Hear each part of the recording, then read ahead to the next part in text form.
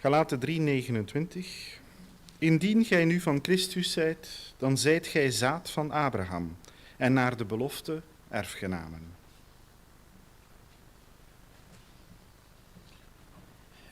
Wij zullen zo in de gelegenheid zijn om te luisteren naar het woord die ons gebracht wordt vandaag door Johannes. Misschien toch een kleine toelichting. We hebben vandaag onder andere ook het bezoek van 2 mensen uit Moldavië. En zij begrijpen geen Nederlands. Dus hebben we iemand gevonden die de uitdaging aangaat om de prediking te vertalen naar het Frans. Maar we gaan nog een paar micro's voorzien voor hulp in nood, want vertalen naar het Frans is niet altijd evident. Laten we nu luisteren naar Gods woord dat ons gebracht wordt door Johannes.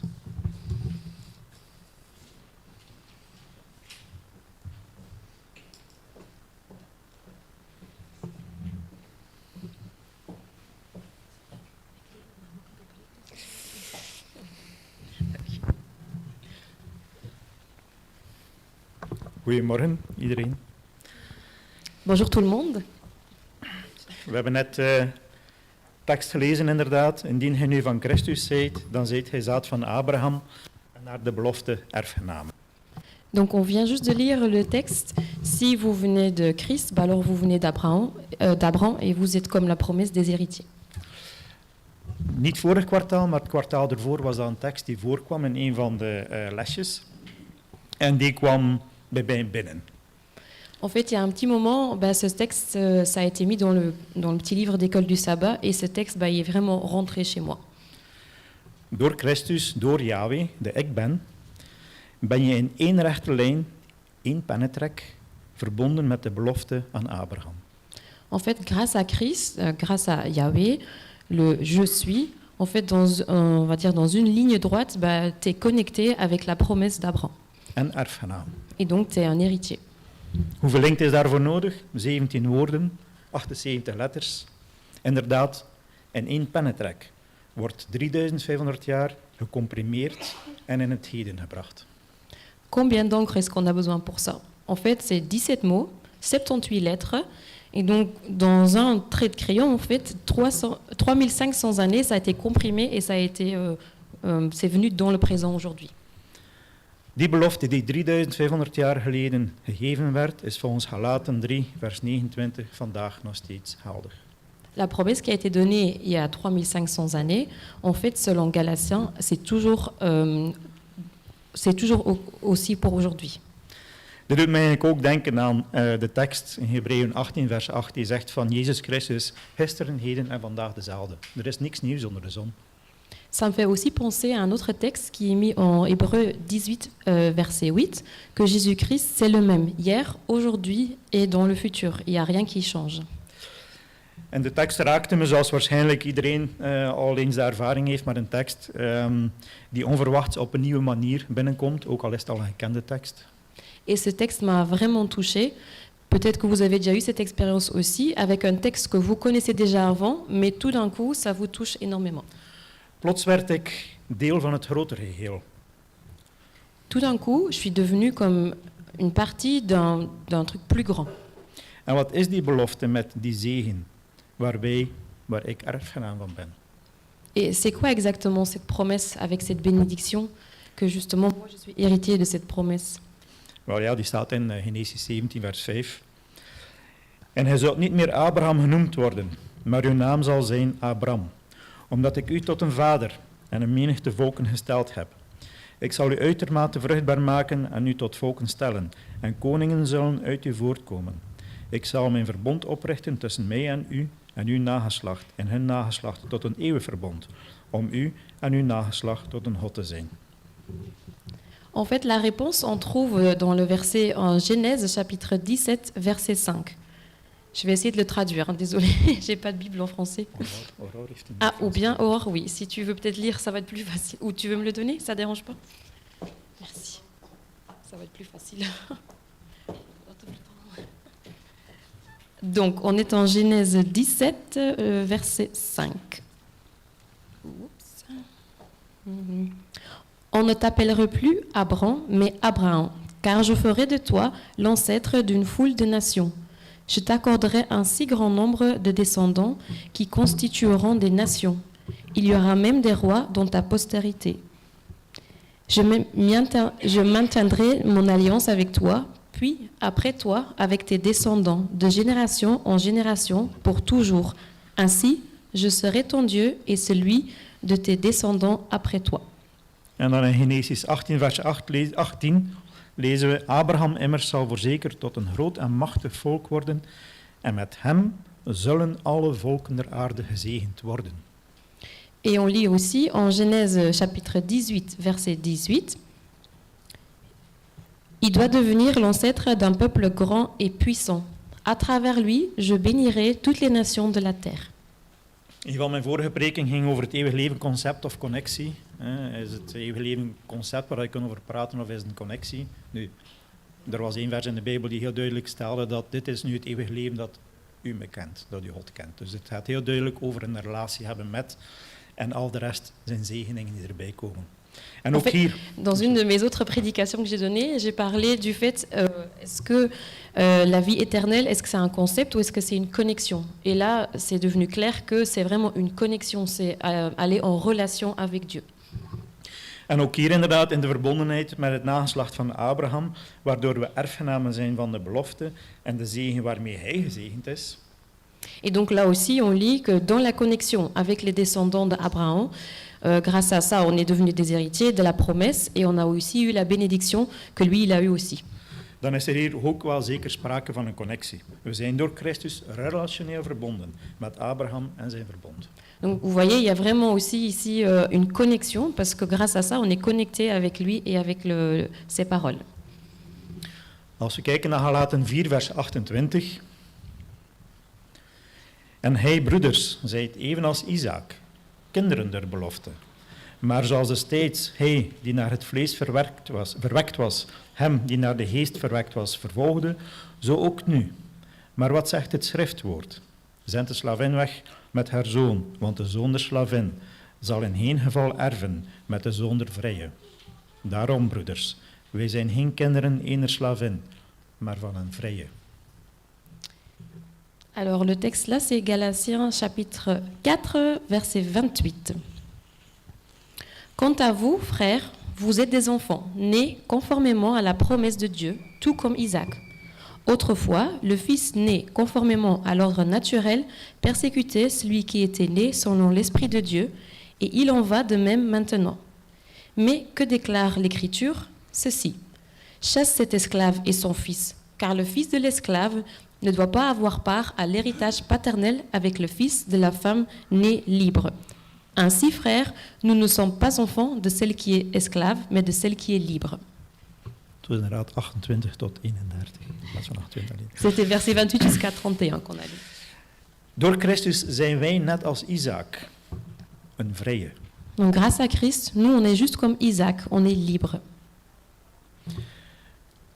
Ik ga graag even naar Marcus 10, vers 17. En daar staat: en toen hij op weg ging, liep iemand naar hem toe, viel op zijn knieën en vroeg hem: goede meester, wat moet ik doen om eeuwig leven te beërven? J'aimerais bien lire avec vous Marc chapitre 10 verset 17. Comme Jésus se mettait en route, un homme vient en courant, se jeta à genoux devant lui et lui demanda: bon maître, que dois-je faire pour obtenir la vie éternelle? Hoe zouden wij reageren als iemand naar ons toe komt lopen? Even gekeken in de grondtekst en daar staat inderdaad gehaast zich begeven naar lopen.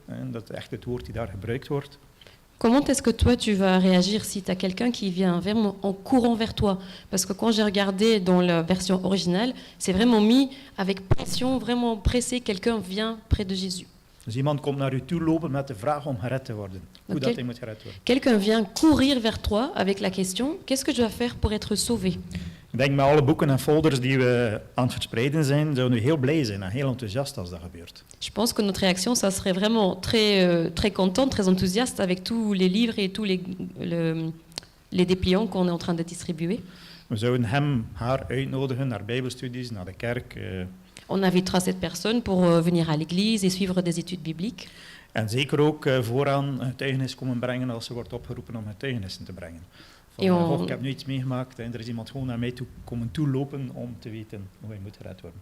Et on viendrait sûrement devant témoigner et en disant voilà, j'ai vraiment vécu quelque chose, quelqu'un est venu vers moi en courant pour demander comment il pourrait être sauvé. Maar in het geval van Marcus is het eerder een droevig verhaal. Mais dans le cas ici de Marc, c'est plutôt une histoire triste. Iedereen weet dat het over de rijke jongeling gaat. Of Tout le monde tenminste sait qu'on parle de l'homme riche. En die jonge man die komt aangelopen en op zijn knieën valt, komt letterlijk uit het zaad van Abraham. Et ce jeune homme qui vient en courant et qui tombe sur ses genoux, bah, il vient d'Abraham. Hij is in principe een gelovige, hij groeit ermee op en hij weet eigenlijk alles. En principe, c'est un homme religieux. Il a grandi avec la religion et il sait tout normalement. En toch vond hij blijkbaar niet het antwoord op de belangrijkste vraag: wat moet ik doen om gered te worden, om verlost te worden? Mais malgré ça, il n'a pas trouvé la réponse sur la question qu'est-ce que je dois faire pour être sauvé? Is dat mogelijk? Est-ce ceci possible? Kan het zijn dat u alles weet en in de kerk bent, maar niet weet hoe u gered kunt worden? Est-ce possible que tu connais toutes les choses, que tu es à l'église, mais tu n'es pas au courant comment tu peux être sauvé? Ik denk dat dat wel een ervaring is die veel mensen hebben. We zoeken allemaal iets dat ons vervult en we hopen dit in de kerk te vinden. Je pense que c'est une expérience qu'on a toutes en fait. On cherche quelque chose pour nous remplir et on espère de trouver cela dans l'église. Of je nu opgegroeid bent in de Adventkerk of later tot de kerk gekomen bent en je bent op zoek naar iets wat je niet vindt, dan is de kerk the place to be. Peu importe si tu as grandi dans l'église ou si tu es venu dans l'église plus tard, ben en fait si tu espères trouver quelque chose, ben l'église c'est l'endroit où tu dois être. Daar is immers de liefde van God. Là, il y a l'amour de Dieu. En wat doe je als iets aan je knaagt en je mist iets en je zoekt iets en je vindt het niet? We zoeken verder. Et qu'est-ce que tu fais si tu dis il y a quelque chose qui me manque et je le trouve pas? Ben alors tu continues à chercher. Soms op de verkeerde manier, op de verkeerde plaatsen. Et parfois tu cherches dans des mauvais endroits et tu cherches d'une mauvaise façon. Buiten de kerk of in de kerk via verdoken zelfgerechtigheid. En dehors de l'église ou dans l'église. Verdoken zelfverrijheid, sorry. Hoe zou je dat best vertalen? Nathanael, ja. Oui, donc tu le cherches en dehors de l'église ou à l'église via une justification de soi-même cachée un peu. Merci. En wat is het resultaat van een vlucht, in welke richting dan ook? Et c'est quoi ce résultat? En fait, peu importe dans quelle direction tu vas. Fysiek of geestelijk kan dat leiden tot een kater, misselijkheid, letterlijk of figuurlijk. Physique ou même mentalement, ça peut donner une gueule de bois, littéralement ou même mentalement. En meestal, eigenlijk altijd, grijpt God in door de Heilige Geest die overtuigt van zonde. Et dans la plupart des cas, ben, Dieu il va intervenir parce qu'il va t'envoyer le Saint-Esprit qui va te convaincre de tes péchés. En dan besef je dat het een leven met God is of eigenlijk helemaal geen leven. Et puis tu te réalises, soit c'est une vie avec Dieu, ou soit c'est pas vivre du tout en fait. Jezus stierf voor onze zonden, zodat we vrede kunnen hebben en als christen, volgeling van Christus, kunnen leven. Jésus, il est décédé pour nos péchés. Parce que grâce à ça, on peut avoir la paix et on peut vivre en tant que chrétien. We beroepen ons op zijn verheffenis On fait appel à son pardon en we merken dat het niet werkt. et puis on se rend compte, en fait, ça marche pas.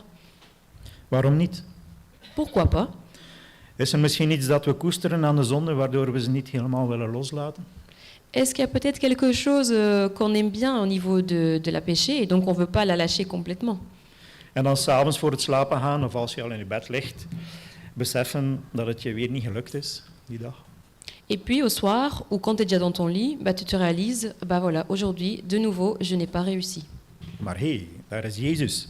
En er is verheffenis in hem, dus vragen we opnieuw verheffenis. Mais voilà, il y a Jésus. Et grâce à lui, on a le pardon. Et donc, on va lui demander de nouveau de nous pardonner. En het is ochtend geweest en terug avond. Opnieuw een dag voorbij. Et puis le matin, il vient. Et puis le soir. Et voilà, encore une journée qui est passée.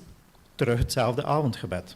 Et on refait notre même prière au soir. Dank u Heer voor uw verheffenis, voor de zonde die aan mij blijft kleven. Merci Seigneur pour ton pardon, pour tous les péchés qui restent collés à moi. En wat gebeurt er de volgende dag? Et qu'est-ce qui se passe le lendemain? Hetzelfde verhaal. La même chose. Er komt een punt dat je de avonden en misschien ook jezelf begint te haten en jezelf en je gedrag, of jezelf er komt een punt dat je jezelf begint te haten of jezelf en je gedrag begint te verontschuldigen en goed te praten. Et donc, il y a un moment où ça arrive que tu commences à te haïr toi-même, ou même que tu commences à trouver des excuses pour toi et pour ton comportement. Tu commences à justifier tout ça. Altijd opnieuw tot hetzelfde punt komen is niet leuk. Ik denk dat iedereen dat gevoel wel kent. Parce que toujours retrouver le même endroit ou de retrouver la même sensation, c'est pas chouette. Et je pense que tout le monde reconnaît ça. En altijd maar opnieuw vergiffenis vragen, is dat alles wat er in het christelijk leven is? Et toujours redemander pardon. Est-ce que c'est juste que ça qu'il y a dans la vie chrétienne? Jezus antwoordt in Johannes 8, vers 34. Voorwaar, ik zeg u, ieder die de zonde doet, is een slaaf der zonde. En de slaaf blijft niet eeuwig in het huis, de zoon blijft er eeuwig. Johannes 8, 34.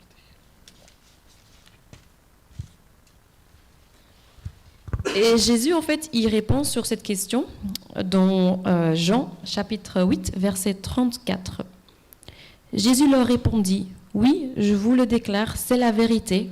Tout homme qui pêche est un esclave du péché. » Weet je nog de tekst in het begin over Abraham in Galaten 4, vers 30? Zend de slavin weg met haar zoon, want de zoon der slavin zal in geen geval erven met de zoon der vrije. Est-ce que vous vous rappelez le texte qu'on a lu d'Abraham dans Galatiens 4, verset 30? Il faut envoyer l'esclave avec son fils, parce que le fils de l'esclave va en tout cas pas hériter en même temps que le fils du gens qui est libre, des gens qui sont libres. Daarom, broeders, zijn wij geen kinderen ener slavin, maar van een vrije. Donc voilà, pour ça, les frères, on n'est pas des enfants d'un esclave, mais on est des enfants d'une personne libre. En Jezus verwijst daarnaar in Johannes 8, vers 34. Et donc, dans le texte de Jean 8, verset 34, ben Jésus, il fait appel à ce texte-là, en fait. De slaaf blijft niet eeuwig in het huis, de zoon blijft er eeuwig. L'esclave ne va pas rester toujours dans la maison, mais c'est le fils qui va y rester pour toujours. Toch wil ik hier even, ik ben zo'n beetje in een neerwaartse spiraal aan het gaan, wil ik hier toch even een andere tekst aanhalen. Mais en fait, là, je suis un peu sur un point très négatif, donc on va changer ça et je vais citer un autre texte. Omdat inderdaad, ik gaf het voorbeeld van het lukt niet en het lukt niet en het lukt niet, maar in 1 Johannes 2 vers 1 en 2 staat er ook wel een tekst ter bemoediging als het niet lukt. Dat wil ik het dan ook even meegeven. Parce que là, je dis toujours, ça marche pas, on n'y arrive pas, on réussit pas. Mais en fait, dans le chapitre, le 1 Jean, chapitre 2, pardon, versets 1 et 2, il y a aussi quelque chose pour nous encourager. Mijn kinderkens, dit schrijf ik u, opdat gij niet tot zonde komt. En als iemand gezondigd heeft, we hebben een voorspraak bij de Vader, Jezus Christus, de rechtvaardige. En hij is een verzoening voor onze zonden. En niet alleen voor de onze, maar ook voor die der hele wereld. Donc on peut lire dans 1 Jean, chapitre 2, versets 1 et 2. Mes enfants, je vous écris ceci afin que vous ne commettiez pas de péché. Mais si quelqu'un en commet, nous avons un avocat auprès du Père, Jésus-Christ le juste. Car Jésus-Christ s'est offert en sacrifice pour le pardon de nos péchés, et non seulement des nôtres, mais aussi de ceux du monde entier. Kleine sprong terug in de tijd naar Abraham. De belofte was voor alle naties. Retournons vers Abraham, la promesse était pour toutes les nations. En hier zegt Christus ook, het is voor de hele wereld. Et ici, dans ce texte, Jésus dit aussi, c'est pour le monde entier. Spreuken 24, vers 16.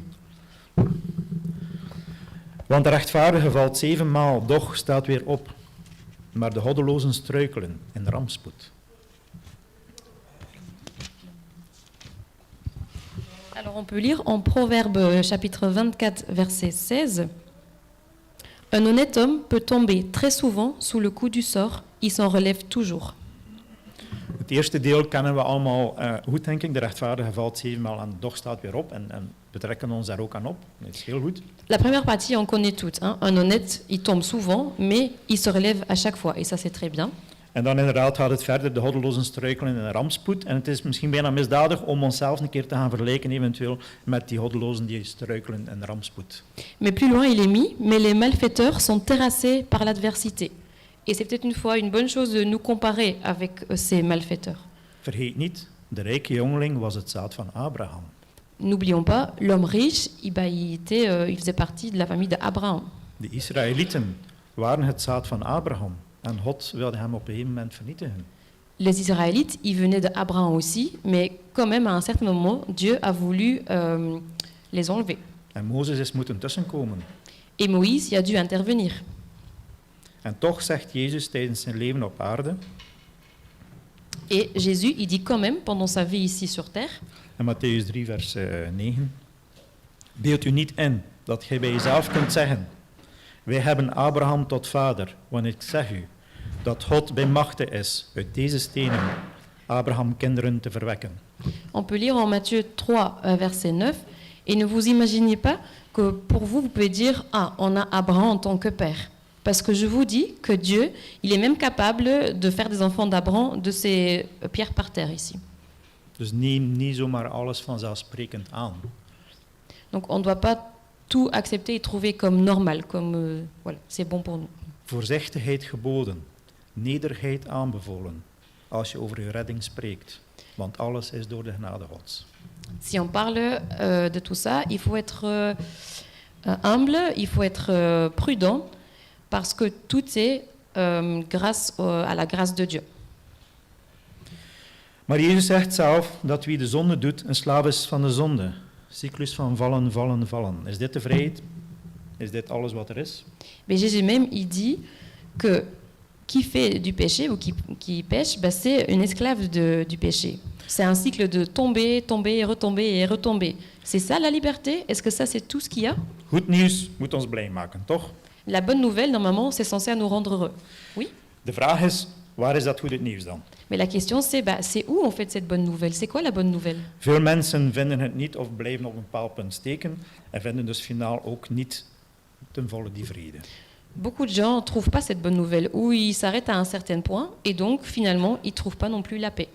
Misschien is de vraag die de rijke jongeling in het begin stelde, hoe kan ik gered worden, dezelfde vraag die we vaak in ons hart stellen, of zouden moeten stellen.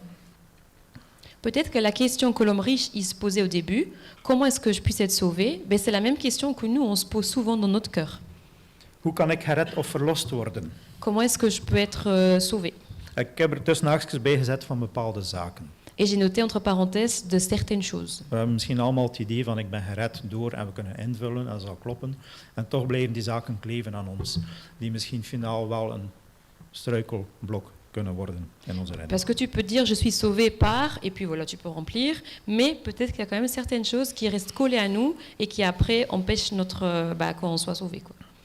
Ik denk dat we nu echt op de bodem zitten van een preek, bij wijze van spreken. Là, je pense qu'on est vraiment tout à fait au fond de la prédication, l'endroit le plus négatif. Ik wil hier naar Psalm 51, vers 19 gaan. Et donc, on va maintenant lire Psaume 51, verset 19. De offeranden Gods zijn een verbroken geest, een verbroken en verbrijzeld hart. Veracht hij niet, o God. Là, on lit Ô Dieu, le sacrifice que je t'offre, c'est moi-même, avec mon orgueil brisé. Ô Dieu, ne refuse pas mon cœur complètement brisé. Houd die tekst vast, die komt nog terug. Retiens bien ce texte parce qu'on va en revenir. Alhoewel, eigenlijk, ik zit op de bodem van de preek, maar Christus gaat nog iets verder. En fait, j'ai dit, non, on est là vraiment au fond plus négatif de la prédication, mais non, en fait, Christ, il va encore un peu plus loin. Laat ons zien wat hij zegt in Johannes 8, vers 21. Regardons ce qu'il nous dit en Jean, chapitre 8, verset 21. Hij zeide dan wederom tot hen, ik ga heen, en hij zult mij zoeken. En in uw zonde zult gij sterven. Waar ik heen ga, kunt gij niet komen.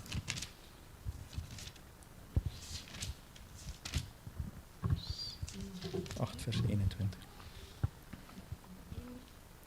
Jésus leur dit encore, je vais partir.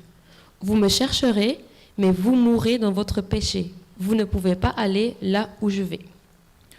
Er zijn mensen die gered willen worden. Il y a des gens qui veulent être sauvés. Er zijn mensen die Jezus zoeken, maar zullen sterven in hun zonde. Il y a des gens qui vont chercher Jésus, mais ils vont quand même mourir dans leur péché. Waarom? Pourquoi?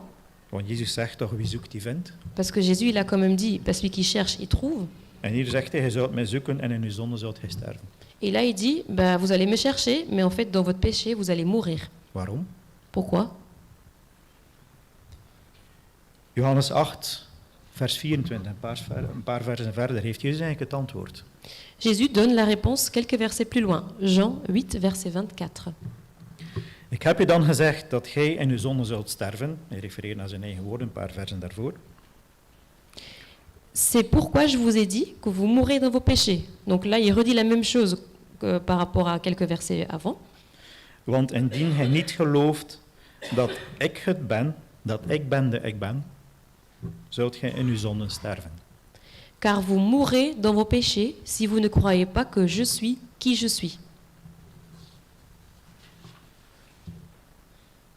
Johannes 3, vers 18. Wie in hem gelooft, wordt niet veroordeeld. Wie niet gelooft, is reeds veroordeeld. En dan komt het terug, omdat gij niet gelooft in de naam. In de Yahweh, in de ik ben, die ik ben. Omdat gij niet gelooft in de naam van de enige geboren Zoon van God. Jean chapitre 3, verset 18. Celui qui croit au Fils n'est pas condamné. Mais celui qui ne croit pas est déjà condamné. Et là, ça vient. Pourquoi? Parce qu'il n'a pas cru au Fils unique de Dieu. Ik of wij kunnen in Jezus geloven op veel manieren, maar ik denk dat er maar één soort geloof is die zal redden. Moi, ou voilà, tout le monde peut croire en Jésus de différentes façons, mais il n'y a qu'une sorte ou une façon qui va nous sauver. Nu, ik heb medelijden met Deborah, maar ik ga een stuk voorlezen uit Patriarchen en Propheten. Het is zo lang. Il a un tout petit peu pitié avec moi parce qu'il va lire dans un texte de, moi je sais même pas, prophète et patriarche et prophète, et c'est assez long, donc je vais faire mon mieux. Door het geloof is Enoch weggenomen geweest, opdat gij de dood niet zou zien. Want voor zijn wegneming heeft hij getuigenis gehad, dat hij God behaagde. Par la foi, Enoch, il a été enlevé pour qu'il ne voyait pas la mort. Parce qu'avant qu'il a été enlevé, il a eu le témoignage qu'il a plu à Dieu.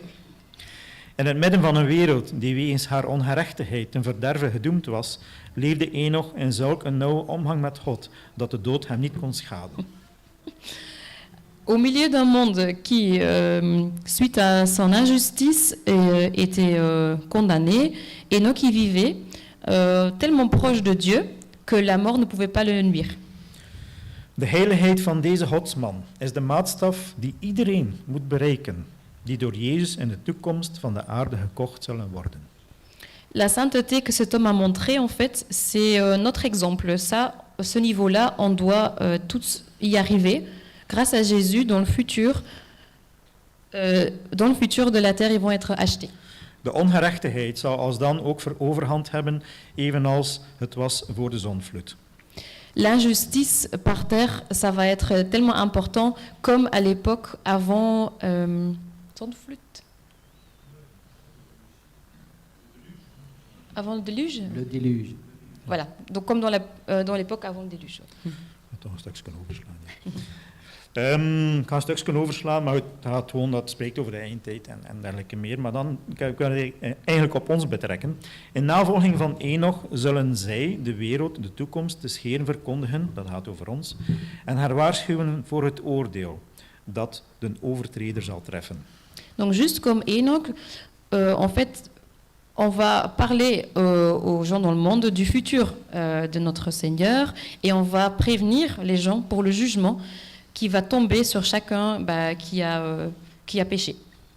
En wat nu komt, vind ik belangrijk om te beseffen dat dit gaat over de tijd waarin wij leven en keuzes kunnen maken. Dus het is onze verantwoordelijkheid wat nu komt. Et ce qui vient maintenant, je trouve que c'est important de dire que ça parle de nous, de notre époque et les choix que nous on peut faire. Door hun heilige wandel zullen zij de zonde der goddelozen veroordelen. Par leur marche saint, en fait, ils vont juger les pécheurs.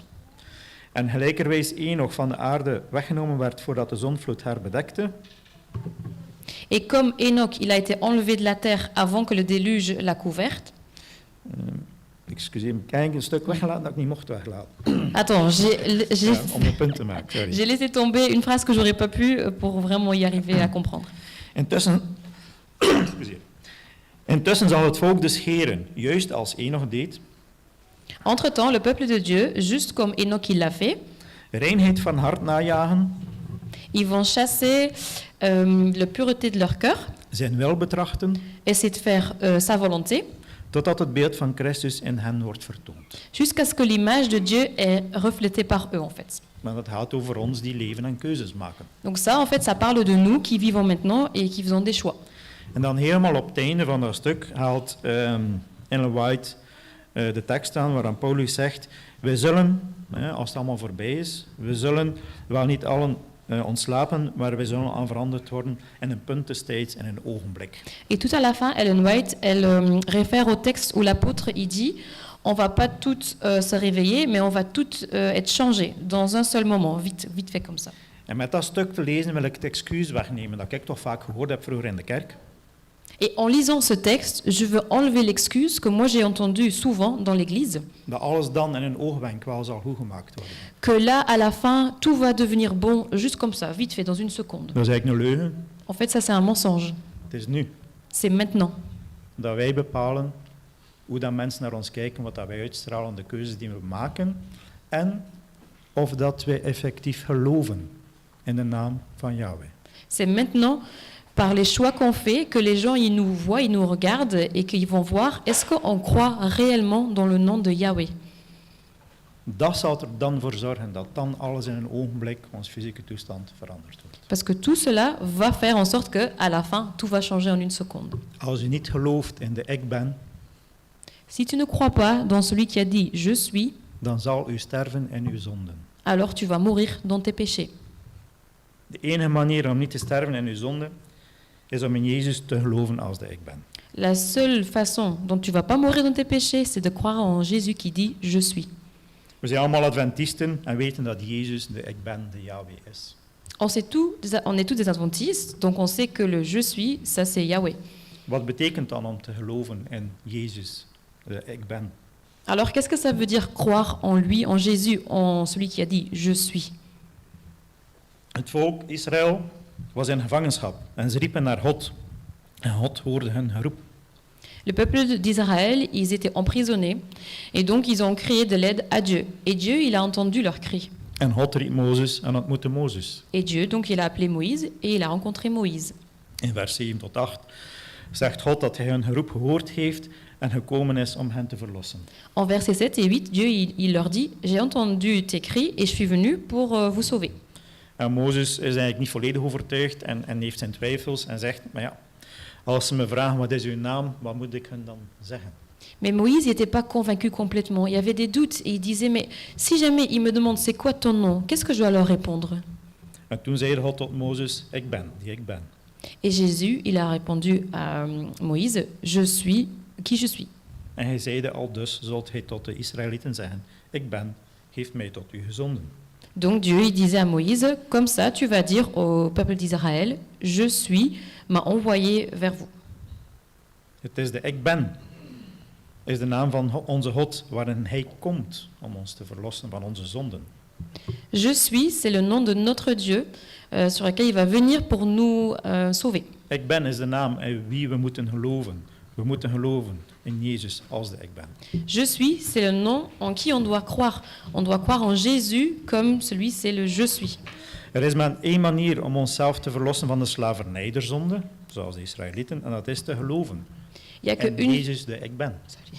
Il n'y a qu'une seule façon de pouvoir nous libérer de cet péché, de cet esclave de péché, et c'est de croire en Jésus, Jésus en tant que je suis. Er was een man, Jacob genaamd, die veel dingen verkeerd had gedaan in zijn leven. Il y avait un homme qui s'appelait Jacob, il avait fait pas mal de mauvaises choses dans sa vie. En hij kwam in een situatie die voor hem het einde van alles leek. Et il arrivait dans une situation qui pour lui, ça semblait un peu être la fin de tout. We moeten wel beseffen dat ook aan Jacob de gelofte was herhaald, zoals aan Abraham. Il faut quand même dire que même à lui, à Jacob, il y a eu la promesse qui a été répétée, donc par rapport à la promesse d'Abraham. En uit zijn lijn zou ook de verlosser voortkomen. Et donc de sa famille, celui qui allait venir pour sauver, ça allait venir de sa famille. Dus dat kunnen we lezen in de droom die hij had toen hij gevlucht was van zijn vaders huis, in de droom van de ladder. On peut lire ça dans la rêve qu'il a eue quand il s'est enfui de la maison de son père, la rêve où il y a... échelle. En zie, dus In die droom, de Heere stond bovenaan en zeide... Ik heb nu niet de referentie opgeschreven. Et dans ce rêve, le Seigneur était en haut de cette échelle et il disait, Ik ben de Heere, de God van uw vader Abraham en de God van Isaac. je suis le Seigneur, le Dieu de ton père Abraham et le Dieu d'Isaac. Het land waarop hij ligt zal ik aan u en uw nageslacht geven. La terre sur laquelle tu t'es allongé, je vais le donner à toi et à tes descendants. Uw nageslacht zal zijn als het stof der aarde en gij zult u uitbreiden naar het westen, oosten, noorden en zuiden. En met u en uw nageslacht zullen alle naties des aardbodems gezegend worden. Et tes descendants, ça va être comme la poussière de la terre. Et ça va s'établir vers l'ouest, le nord et le sud. Et avec toi et tes descendants, tous les descendants de la terre vont être bénis.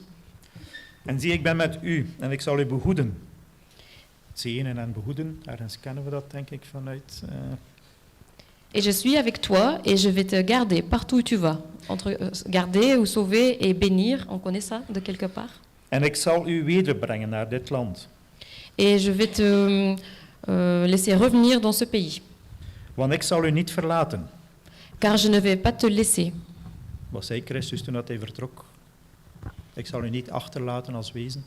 Qu'est-ce que Jésus il a dit quand il est parti? Je ne vais pas vous laisser comme des orphelins. Want ik zal u niet verlaten totdat ik gedaan heb wat ik u gezegd heb. Car je ne vais pas vous laisser jusqu'à ce que j'ai fait ce que je vous ai dit. Dus bij die gelegenheid werd eigenlijk de belofte die destijds aan Abraham en Isaac werd gegeven, vernieuwd, bevestigd aan Jacob. Donc là, en fait, la promesse qui a été donnée à Abraham, ça a été renouvelée ou confirmée à Jacob. En die man had nu een probleem. Et maintenant, cet homme, il y avait un problème. Want daar was Esau die hem samen met heel zijn gezin waarschijnlijk zou vermoorden. Parce que là, il y avait son frère Ésaü qui allait probablement lui tuer avec toute sa famille. Geen verlosser meer. Il n'y a personne qui pouvait le sauver. Het is niet zomaar dat zijn broer boos is op hem en kwaad zal berokken. Ce n'est pas sans raison que son frère était fâché sur lui et qu'il voulait l'embêter. Maar wel, dus inderdaad, als zijn broer hem doodt, dan heeft hij geen verlosser. En dat is een echte worsteling. Mais donc, si son frère le tue, il n'y a plus personne pour le sauver. Et ça, c'est vraiment un grand conflit. En dan komt er een man die bij hem begint te worstelen.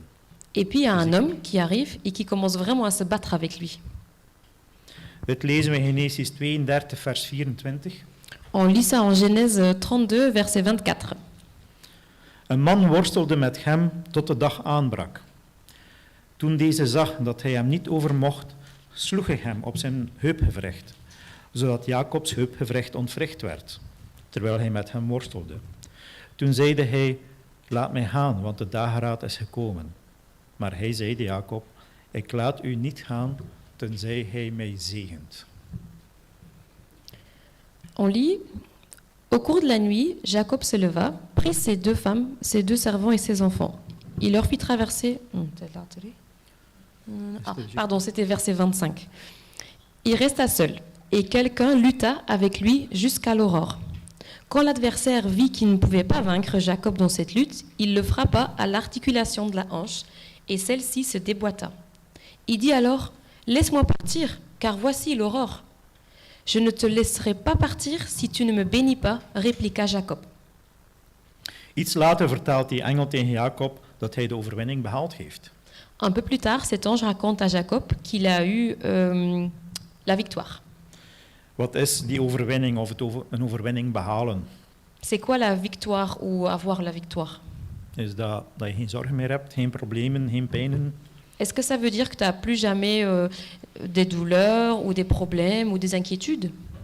Overwinning was voor Jacob niet dat hij geen pijn had. La victoire, ça ne voulait pas dire pour Jacob qu'il avait plus mal. Zijn overwinning was dat hij Jezus, de ik ben, niet liet gaan. Sa victoire, c'était qu'il n'a pas laissé partir Jésus, le « je suis ».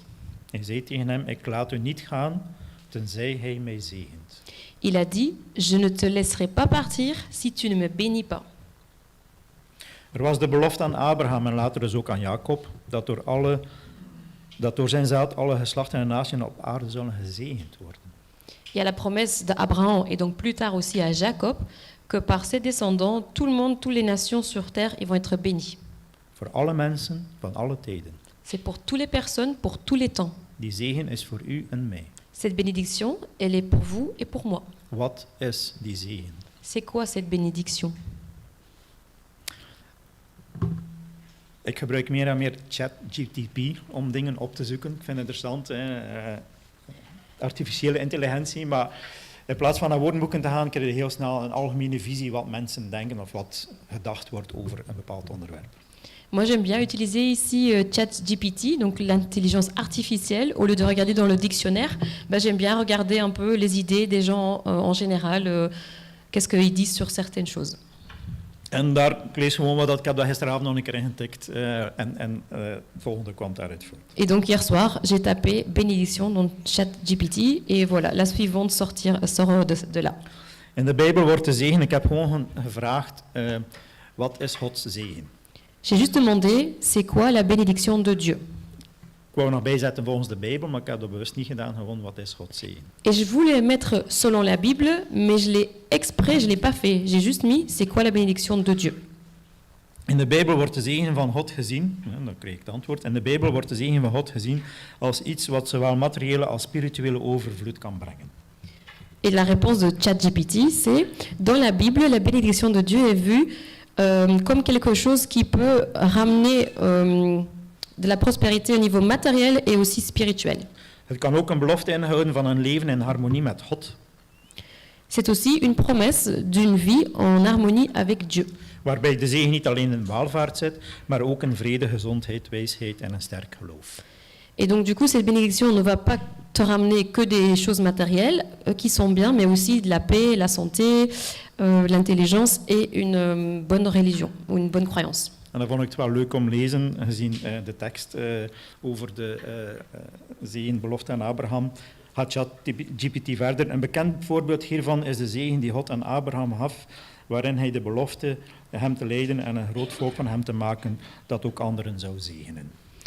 Et après, je trouvais ça drôle de lire, surtout dans le contexte de cette prédication, que ChatGPT disait un bon exemple, c'est la bénédiction que Dieu a donnée à Abraham, où il a promis de le guider et de faire de lui un grand peuple et que ça allait aussi bénir les autres. En ik denk als we zouden moeten omschrijven wat de zegen van God is, zegeningen, dat heel nauw zou aansluiten bij wat we hier hebben gelezen, denk ik. Dus als iemand totaal niet akkoord is. Et je pense que si nous, on décrit c'est quoi la bénédiction de Dieu, que ça va vraiment être assez pareil avec ce que ChatGPT a dit. Sauf si quelqu'un n'est pas d'accord ou trouve autre chose. Handelingen 3, vers 26.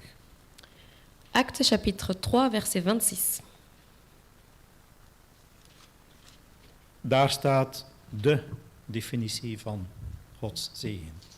Là, c'est mis la définition de la bénédiction de Dieu. God heeft in de eerste plaats voor u zijn knecht doen opstaan en hem tot u gezonden om u te zegenen. Dieu a fait apparaître son serviteur pour vous d'abord. Il l'a envoyé pour vous bénir. En wat houdt die zegen hier in? Et qu'est-ce que ça veut dire, cette bénédiction? Door in ieder uur af te brengen van zijn boosheden.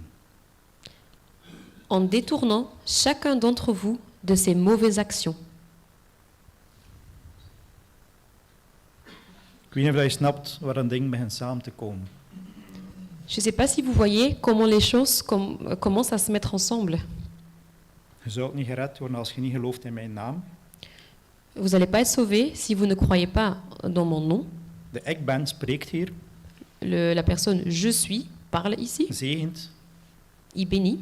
en zegt: mijn zegen is uw afbreng van uw boosheden. Et il te dit, ma bénédiction, c'est de t'aider à arrêter, à ce que tu arrêtes à faire les mauvaises choses. Zijn jullie gezegend? Est-ce que vous êtes bénis? Zijn jullie gezegend achter jullie gesloten deuren thuis? Est-ce que vous êtes bénis à la maison, derrière vos portes fermées? Ben je gezegend als je spreekt in een gemeentevergadering?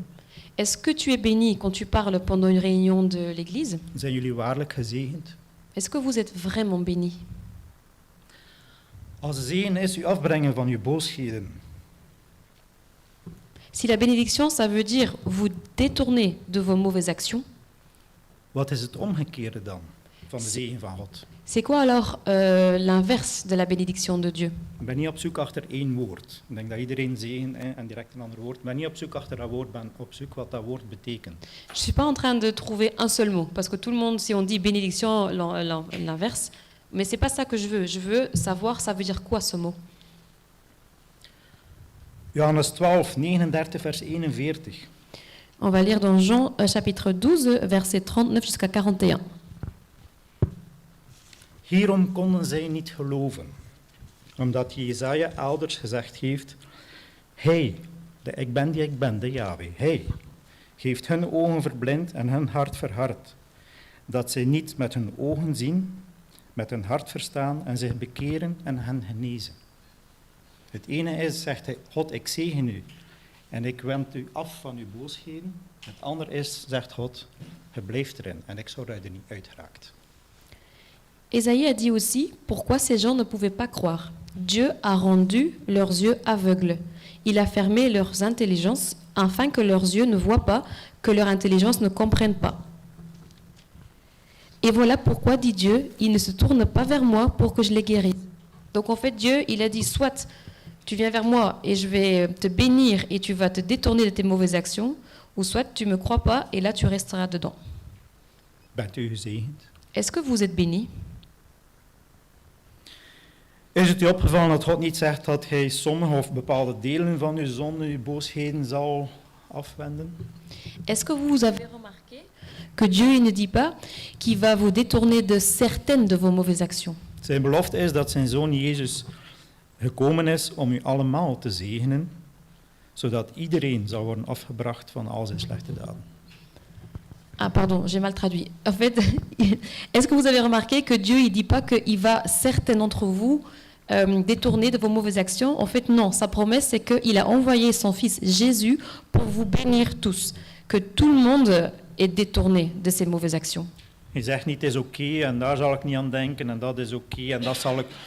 Oh ja, dan als ik kom gaan we dat dan wegdoen. Il ne dit pas ça c'est ok, ça on laisse passer, ou si je viens, on va s'occuper de ça alors. Non, il dit pas ça. Hij laat de zonde niet bestaan.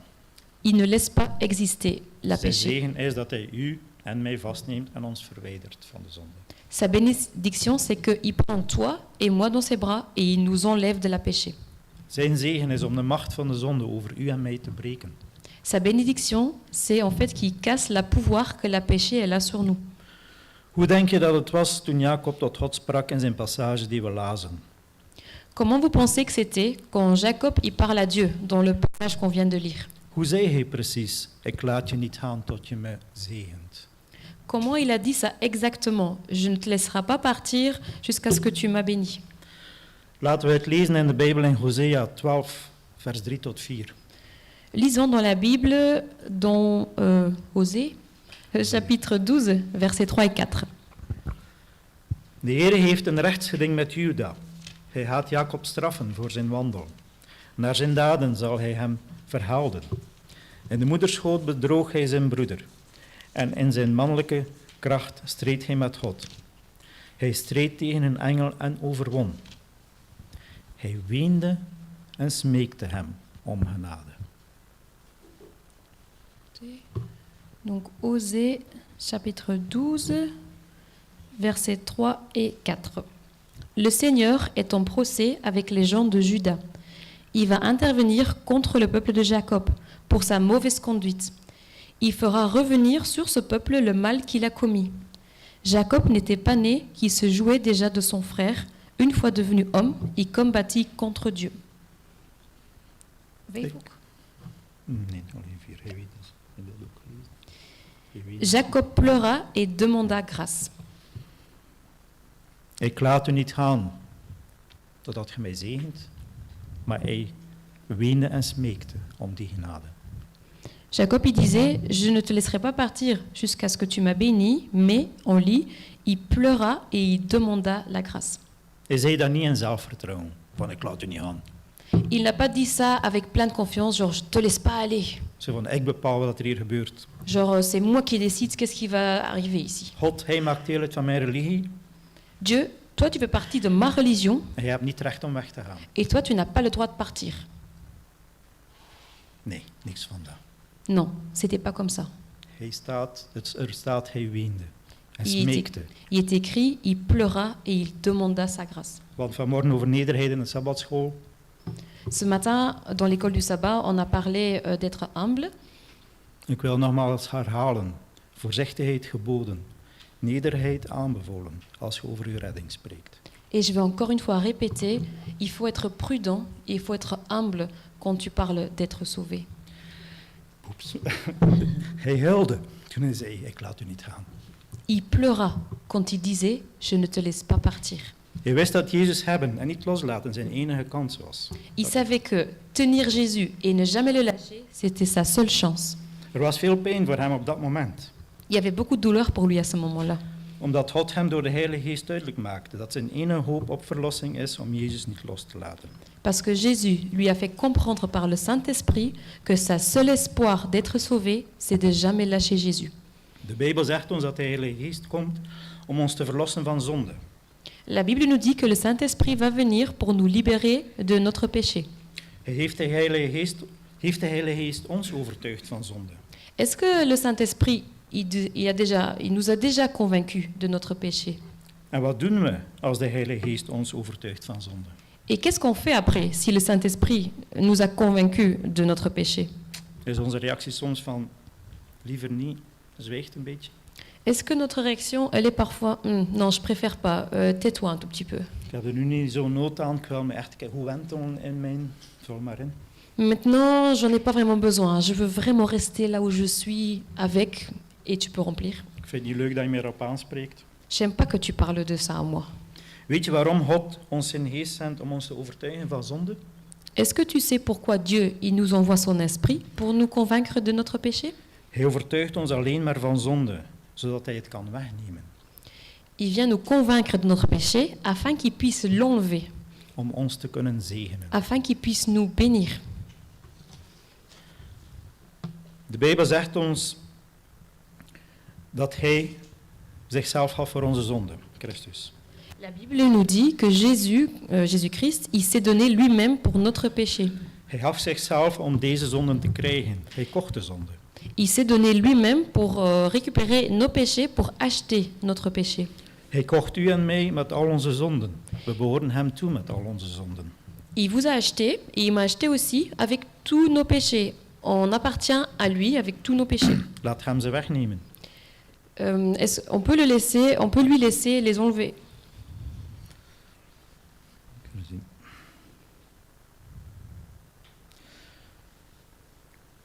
Hoe kunnen we Jezus onze zonden laten wegnemen, terwijl wij soms tegelijkertijd soms ook niet willen dat die worden weggenomen. We blijven wel mens met onze neigingen, ik wil er ook allemaal niks van afdoen. Dat is wel zo, maar hoe kunnen we Jezus dat toch wel laten wegnemen, ondanks dat dat zo sterk aan ons kleeft? Comment est-ce qu'on peut laisser Jésus enlever nos péchés, tandis qu'en même temps, parfois, on n'a pas très envie qu'on enlève ça, parce qu'on a ce petit côté où on aime bien la péché. Donc comment est-ce qu'on peut laisser Jésus enlever ses péchés? Satan is smerig en misschien soms ook nog makkelijk te doorprikken, denk ik soms. Satan, il est vraiment méchant, mais parfois, peut-être aussi facile à lire. Als je een beetje eerlijk bent, zie je soms al van, dat is niet oké, hij verleidt heel hard. Si tu es un peu honnête avec toi-même, tu vois parfois, non, ça c'est pas ok, là il est en train de me séduire. Maar hij werkt met ons. Mais il travaille avec nous. En daar zit geniepige. Et c'est ça qui est un peu embêtant. Wanneer in Jeremia 17, 19 tot 10 staat, er listig is het hart boven alles. Ja, verderfelijk is het, wie kan het kennen? Ik, de Heere, doorgrond het hart en toets de nieren, en dat om aan ieder te geven naar zijn wegen, naar de vrucht zijner daden. Parce qu'on lit en Jérémie 17, versets 9 et 10, « Rien n'est plus trompeur que le cœur humain. On ne peut pas le guérir, on ne peut rien y comprendre. Moi, dit le Seigneur, je vois jusqu'au fond du cœur. Je perce le secret des consciences, ainsi je peux traiter chacun selon sa conduite et le résultat de ses actes. » Wees niet bang als de Heilige Geest komt om u van zonde te overtuigen. N'ayez pas peur quand le Saint-Esprit vient pour vous convaincre de la péché. Wees niet bang als de Heilige Geest u bezwaart over uw eigen zonde. N'ayez pas peur si le Saint-Esprit vous fait sentir un peu mal par rapport à tes péchés. Ren niet weg van het verdriet dat God u heeft door zijn Heilige Geest over uw zonden. Ne vous enfuyez pas de la tristesse que Dieu il vous donne par rapport à son Saint-Esprit quand il va vous convaincre de vos péchés. Als we berouw hebben over onze zonden, dan komt de belofte van Jezus. Ik zal u niet verlaten, ik zal naar u toe komen. Si on a vraiment des regrets par rapport à nos péchés, alors la promesse de Dieu va arriver. Je ne vais jamais vous laisser, je vais venir vers vous. God ziet en hoort als we naar hem roepen, zoals in Exodus 2, vers 23. Dieu, il nous entend et il le voit quand on l'appelle, comme dans le livre Exode, chapitre 2, verset 23. Vers 24, Exodus 2, vers 24. En God hoorde hun klacht en God gedacht aan zijn verbond met Abraham, Isaac en Jacob. Dus God hoorde het geroep van Israëlieten in de slavernij die opstegen naar de hemel en God hoorde hun klacht. On va lire Exode chapitre 2, verset 24. Dieu entendit leurs plaintes et se souvient de son alliance avec Abraham, Isaac et Jacob. Donc là, c'est mis que Dieu, il entendait leurs plaintes vers lui. En in Exodus 3, 7 tot 8 lezen we, en de Heere zeide, ik heb terdege gezien de ellende van mijn volk. Ik heb terdege gezien de ellende van wie dat er hier ook roept. Et on lit dans le chapitre 3 d'Exode, verset 7, Le Seigneur reprit, j'ai vu comment on maltraite mon peuple en Égypte. J'ai entendu les Israélites crier sous les coups de leurs oppresseurs. Donc, Jésus, il entend les gens qui crient vers lui. Ja, ik ken hun. Ja, ik ken uw smarten. Oui, je les connais et je connais leurs problèmes et donc vos problèmes. Daarom ben ik neergedaald. Je suis donc venu Om hen uit de macht, om u uit de macht der Egyptenaren, vul maar in, te redden. pour les délivrer ou du pouvoir des Égyptiens ou pour te délivrer et rempli par qui et pour les conduire d'Égypte vers un pays beau et vaste. En u uit dit land, uit deze situatie te voeren naar een goed en wijd land, een land vloeiend van melk en honing. Vers un pays qui regorge de lait et de miel. Denk niet dat God ver van u is. Ne pensez pas que Dieu, il est loin de vous. Het is een God die u hoort, die u ziet en die uw zorgen kent. C'est un Dieu qui entend, c'est un Dieu qui voit et un Dieu qui connaît vos problèmes. Daarom is hij nedergedaald om u te redden. C'est pour cela qu'il est descendu pour vous sauver. Laat hem ons verlossen. Laissons-lui nous sauver. Laat ons in hem geloven als de ik ben. Laissons croire en lui en tant que je suis. Laat ons ontevreden zijn met alles wat niet van Jezus komt. Laissons-nous être malcontents avec toutes les choses qui viennent pas de Jésus. Isaïe 57, vers 15. Isaïe 57, verset 15. Want zo zegt de hoge en verhevene, die in eeuwigheid troont en wiens naam de heilige is. In de hoge en in het heilige woon ik. En bij de verbrijzelde en nederige van geest, om de geest der nederigen en het hart der verbrijzelden te doen opleven. Or voici ce que déclare celui qui est plus haut que tout, dont la demeure est éternelle et dont le nom est unique. Moi, l'unique vrai Dieu, j'habite là-haut, mais je suis avec les hommes qui se trouvent accablés et ont l'esprit d'humilité pour rendre la vie aux humiliés, pour rendre la vie aux accablés. Een tijdje terug in de preek zei ik van houd dat vast, dat komt terug.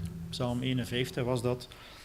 Il y a un petit moment dans la prédication, je vous ai dit, retiens ce verset, on va y revenir. C'était Psaume 51. Waar inderdaad de offeranden God zijn inderdaad een gebroken hart en een gebroken geest. Parce que là, il était mis ce que Dieu veut, c'est les cœurs brisés et les esprits brisés. Een gebroken hart is het meest waardevolle wat er bestaat. Un cœur brisé vaut plus que tout. Laat ons niet weglopen van onze zonden, laat ons God opzoeken tot Hij komt nederdaalt met zijn aanwezigheid.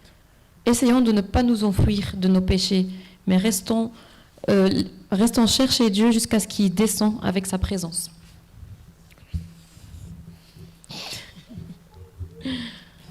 Ik heb hier eigenlijk nog een stuk terug uit Patriarchen en Profeten. Het gaat over Abraham. Maar eigenlijk, wat ik wou lezen daarin is dat eigenlijk ook voor Abraham het plan der verlossing, het grote offer van Christus dood en de toekomstige heerlijkheid al aan hem werd geopenbaard op het moment dat eigenlijk de belofte werd gegeven. En fait, il y a encore une partie, normalement, qu'on allait lire dans les Patriarches et Prophètes, mais ce que ça veut dire, c'est que à l'époque d'Abraham, c'était déjà révélé pour lui.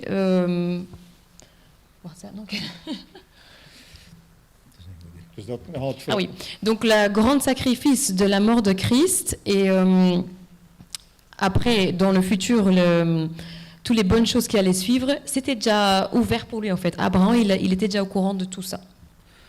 Gods gelofte aan Abraham was van het verlossingsplan tot en met de heerlijkheid van de hemel. La promesse que Dieu il a fait à Abraham, ça partait du projet pour tous nous sauver jusqu'à ce qu'on sera dans le ciel avec lui. En hij zegent daarbij met een zegen die ons afkeert van onze boosheden. Et il nous bénit avec une bénédiction qui nous fait retourner de nos mauvaises actions. Zodat we zouden passen in de belofte. Parce qu'ainsi, on va être prête pour la promesse. Daarop zeide hij tot hem, hoe is uw naam? Du coup, il lui disait, c'est comment ton nom? En hij zeide Jacob. Et il disait, Jacob. Toen zeide hij, uw naam zal niet meer Jacob luiden, maar Israël. Alors il disait, ton nom ne va plus être Jacob, mais Israël. Want hij hebt gestreden met God en mensen, en hij hebt overwonnen. Parce que tu t'es battu avec Dieu et avec des gens, mais tu as eu la victoire. En daarop vroeg Jacob, zeg mij toch uw naam. Et du coup, puis Jacob, il disait, mais dis-moi ton nom. Maar hij antwoordde, waarom vraagt hij toch mijn naam? Mais il lui répondait, mais pourquoi tu demandes mon nom? Terug naar het begin van de preek, Johannes 8, vers 24. Want indien hij niet gelooft dat ik het ben, zult gij in uw zonden sterven. On retourne au début de la prédication, Jean chapitre 8, verset 24, parce que si tu ne crois pas que moi je le suis, bah, tu vas mourir dans tes péchés. Was Jacob hier gestorven in zijn zonde? Est-ce que Jacob, il a mouru dans ses péchés? Of kende hij de naam van God? Ou est-ce qu'il connaissait vraiment le nom de Dieu?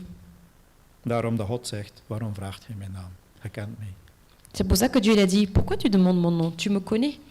Zoals Job niet meer van horen zeggen. Comme Job, pas parce que j'ai entendu parler de toi, Vanuit eigen ervaring.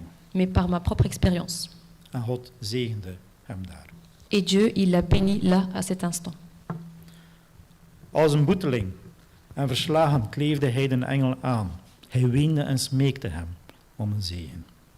Comme quelqu'un qui est tout à fait brisé, il pleura et il demanda sa grâce. Opnieuw een hart in de toestand van Psalm 51, vers 19. Donc rappelle-toi l'état de notre cœur qui, comme on s'est mis dans Psaume 51, verset 19, De offeranden Gods zijn een verbroken hart. Een verbroken en verbrijzeld hart veracht gij niet, o God. ce que Dieu il a besoin, c'est un cœur brisé. Et ce cœur brisé, il va jamais ignorer. Als een boeteling en verslagen kleefde hij de engel aan. Hij weende en smeekte hem om een zegen. Comme quelqu'un qui parlait de ses péchés, après il pleura et il demanda pour une bénédiction, pour sa grâce. Hij moest verzekering van verheffenis van zonde hebben. Il devait être sûr que sa péché allait être pardonné. Jacob ontving de zegen die Donc- hij zozeer begeerd had. Et donc Jacob, il a eu cette bénédiction qu'il voulait tant. Zijn zonden van bedrog waren vergeven. Ses péchés, tout ce qu'il avait fait, c'était pardonné. De crisis van zijn leven was voorbij. La crise qui était dans sa vie, c'était fini. Twijfel, ontsteltenis en angst hadden hem het leven verbitterd. La doute et la peur avaient changé sa vie en négatif. Twijfel, ontsteltenis en angst. Maar nu was alles veranderd. Mais maintenant, tout a changé. Zoet was het gevoel van met God verzoend te zijn. Ça lui donnait une très bonne émotion ou une très bonne sensation d'être connecté avec Dieu. Even terug naar de tekst, nog Handelingen 3, vers 26. God heeft in de eerste plaats voor u zijn knecht doen opstaan en hem tot u gezonden om u te zegenen, door eenieder u af te brengen van uw boosheden. On retourne encore une fois au texte Actes, chapitre 3, verset 26. Ainsi, Dieu a fait apparaître son serviteur pour vous d'abord. Il l'a envoyé pour vous bénir, en détournant chacun d'entre vous de ses mauvaises actions. Als straks en de volgende sabbaten de eindzegen wordt voorgelezen door de ouderling of predikant, Si tout à l'heure, et même aux autres sabbats, la bénédiction de la fin va être lue par le pasteur ou par l'ancien, dan hoop ik dat je zal mogen begrijpen en herinneren wat het betekent als de Heere u zegent en behoedt. alors j'espère que vous allez comprendre et vous rappeler de ce que ça veut dire si Dieu il vous bénit et il vous garde. Amen. Amen.